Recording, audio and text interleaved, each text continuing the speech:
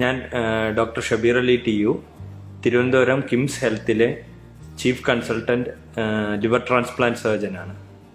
ഞാൻ ഇവിടെ സംസാരിക്കാൻ പോകുന്നത് കരൾമാറ്റ ശസ്ത്രക്രിയ, അതായത് ലിവർ ട്രാൻസ്പ്ലാന്റേഷനെ കുറിച്ചുള്ള ചെറിയൊരു അവബോധം നൽകുന്ന ഒരു ചെറിയൊരു ഡിസ്കഷനാണ്.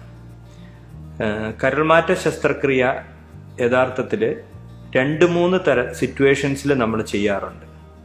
അതായത് ഗുരുതരമായ കരൾ രോഗം, നമുക്കറിയാവുന്ന പോലെ സിറോസിസ് എന്ന രോഗം, അതായത് സ്ഥായിയായി കരളിന് ഡാമേജ് വന്ന് ഗുരുതരമായ കരൾ രോഗം സംഭവിച്ച് കരളിന്റെ പ്രവർത്തനം തകരാറിലായി ജീവിതം മുന്നോട്ട് കൊണ്ടുപോകാൻ കഴിയാത്തൊരു സിറ്റുവേഷനിൽ നമുക്ക് വളരെ എഫക്റ്റീവായ ഒരു ഓൾട്ടർനേറ്റീവാണ്, ഒരു മാർഗമാണ്, ജീവിതത്തിലേക്ക് തിരിച്ചു വരാനുള്ള ഒരു മാർഗമാണ് കരൾമാറ്റ ശസ്ത്രക്രിയ.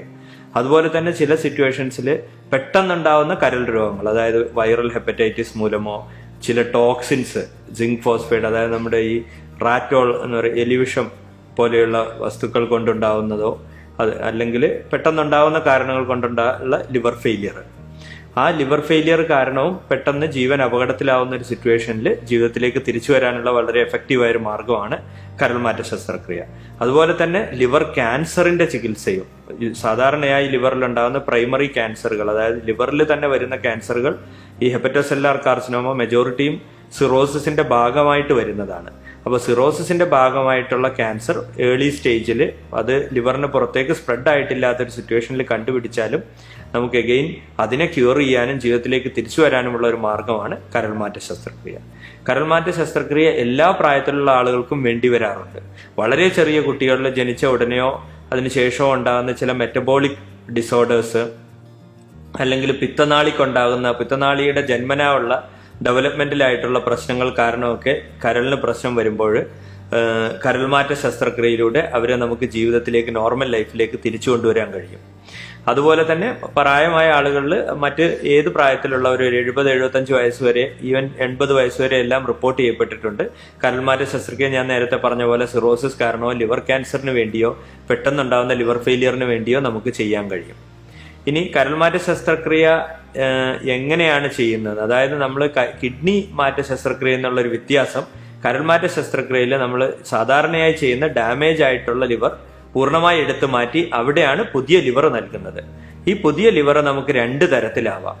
അത് ഒന്ന് ലിവിങ് ഡോണർ ട്രാൻസ്പ്ലാന്റേഷൻ, അതായത് ജീവിച്ചിരിക്കുന്ന ദാതാവിൽ നിന്നുള്ള ട്രാൻസ്പ്ലാന്റേഷൻ. രണ്ടാമത് മരണശേഷമുള്ള ദാതാവിൽ നിന്നുള്ള ട്രാൻസ്പ്ലാന്റേഷൻ. ജീവിച്ചിരിക്കുന്ന ദാതാവിൽ നിന്ന് സാധാരണയായി അടുത്ത ബന്ധുക്കളോ സുഹൃത്തുക്കളോ നമ്മുടെ ജീവിതത്തിൽ ഇൻട്രസ്റ്റ് ഉള്ള ആരെങ്കിലും ഒരാള് മറ്റൊരു തരത്തിലുള്ള പ്രലോഭനങ്ങളോ സാമ്പത്തികമായ നേട്ടങ്ങളോ കൂടാതെ ഓർഗൻ നൽകാൻ തയ്യാറാവുമ്പോഴാണ് നമ്മൾ ജീവിച്ചിരിക്കുന്ന ദാതാവിൽ നിന്നുള്ള ശസ്ത്രക്രിയ ചെയ്യുന്നത്. അതിൽ പ്രധാനമായിട്ട് ചെയ്യുന്നത്, ഒരു ജീവിച്ചിരിക്കുന്ന അഡൾട്ട്, മുതിർന്ന ഒരാള് വേറൊരാൾക്ക് നൽകുമ്പോൾ നമ്മൾ എപ്പോഴും പകുതിയിൽ കൂടുതൽ 50-60% ലിവർ ദാതാവ് മറ്റവർക്ക് വേണ്ടി നൽകുകയും അതായത് ലിവറിനെ പകുത്ത് എടുക്കുകയാണ് ചെയ്യുന്നത്. നമുക്ക് ഒരു ലിവറേ ഉള്ളൂ, അപ്പൊ അതിനെ പകുത്തെടുത്തുകൊണ്ട് ആ ലിവറാണ് മറ്റേയാൾക്ക് നൽകുന്നത്. അതേസമയം കുട്ടികൾക്ക് നൽകുമ്പോൾ ചിലപ്പോൾ ഒരു 20-25% ചെറിയൊരു പോർഷൻ, കുറച്ചുകൂടെ സേഫ് ആയിട്ടുള്ള ഒരു ഓപ്പറേഷനിലൂടെ അത് നൽകാൻ സാധിക്കും. രണ്ടാമത്തെ സിറ്റുവേഷൻ എന്ന് പറഞ്ഞാൽ മരണശേഷമുള്ള ദാതാവ്. മരണശേഷമുള്ളതെന്ന് പറഞ്ഞാൽ നമ്മുടെ നാട്ടിൽ അത് പോസിബിൾ ആയിട്ടുള്ളത് മസ്തിഷ്ക മരണശേഷം, ഹാർട്ട് ബീറ്റ് ചെയ്തുകൊണ്ടിരിക്കുന്നുണ്ട്, എന്നാൽ ബ്രെയിനിനുണ്ടായ സ്ട്രോക്ക് കാരണമോ അല്ലെങ്കിൽ തലക്കകത്തുള്ള രക്തസ്രാവം കാരണമോ അല്ലെങ്കിൽ ആക്സിഡന്റുകൾ മൂലമോ ഉണ്ടാകുന്ന ഇറിവേഴ്സിബിൾ ആയിട്ട് ഒരിക്കലും തിരിച്ചു വരാത്ത, കോമയല്ല അത്, ഒരിക്കലും തിരിച്ചു വരാത്ത രീതിയിൽ മസ്തിഷ്കം മരണം സംഭവിച്ച ഒരാളിൽ നിന്ന് അയാളുടെ കരളിനെ നമ്മൾ പൂർണ്ണമായി എടുത്തു മാറ്റി ഒരാൾക്കോ 2 പേർക്കോ ആയി നൽകാൻ സാധിക്കും. അത് സംഭവിക്കുന്ന ഈ മരിച്ച ആളുകളുടെ ബന്ധുക്കൾ അതിന് സമ്മതം അറിയിക്കുമ്പോൾ, മസ്തിഷ്ക മരണം സ്ഥിരീകരിച്ച ശേഷം സമ്മതം അറിയിക്കുമ്പോൾ, അതിന് സാധാരണയായി ഇന്ത്യയിലും മറ്റു രാജ്യങ്ങളിലും എല്ലാം അതിനൊരു പ്രത്യേക സിസ്റ്റം ഉണ്ട്.